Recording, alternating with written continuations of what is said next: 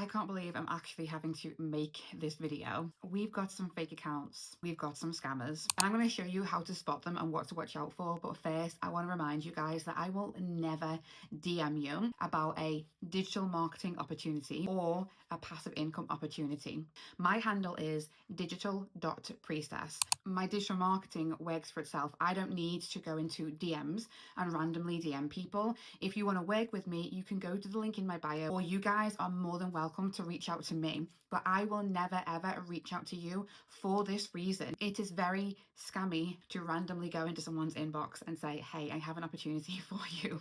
I've never done this. But the fake accounts basically create an account that looks exactly like mine, except for some small details, and that's what I'm going to talk about in a second. And they pretend to be me, they impersonate me, and they reach out. What's actually really sickening about this is that they're targeting single mums.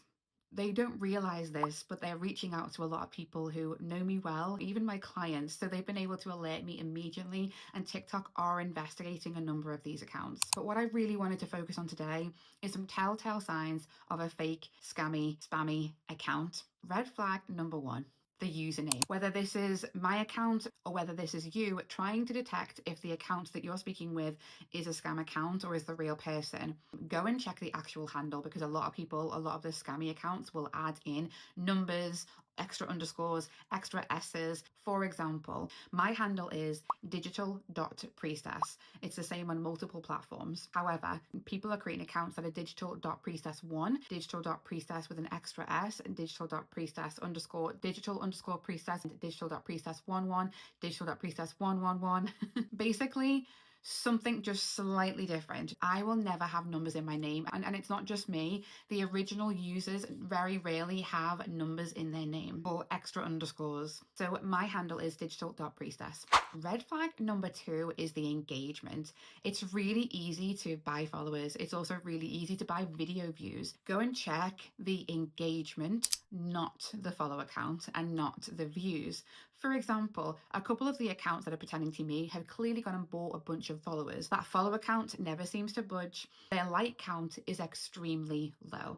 If someone's going to have over 10,000 followers, you'd expect them to have at least a couple of thousand likes. The math isn't mathing. The same goes for the engagement versus the views, and this is how you can see that someone has purchased engagement. For example, one of the accounts has one of my videos up there at 40,000 views, yet the engagement is really low. I think it's like 10 likes. The other red flag to look out for is there's likes but no saves. Come on, we're all using TikTok. We know how this works. When you get a lot of likes, it also tends to be mirrored in the saves. Now, one of the numbers might be higher than the other, but it's very rarely loads of likes and zero saves, which a lot of these accounts have. You also want to go and look at the comment section. There's not really a lot of commenting happening, and if people do comment, the person who is the scammer or the fraudulent activity person isn't really responding with genuine answers. For example, if you go through my comments, you'll see that I'm not only responding to people, I'm actually answering questions. So there's kind of two red flags there. Are people actually asking them questions, follow-up questions on their videos? Are people engaging with them? And if they are they actually responding to these engagements? Are they responding to these comments? One of the biggest things that you can notice, and this is why I'm also not too worried, is because of myself. I go live quite regularly on my channel, and I also tend to do daily stories most of the time where I'm in the video somehow. And if you see an account that especially they are trying to get you to buy from them, yet there's no recent story activity, they're not showing themselves on camera recently, they don't go live, they haven't got any live events happening anytime soon, then that would be a big red flag as well.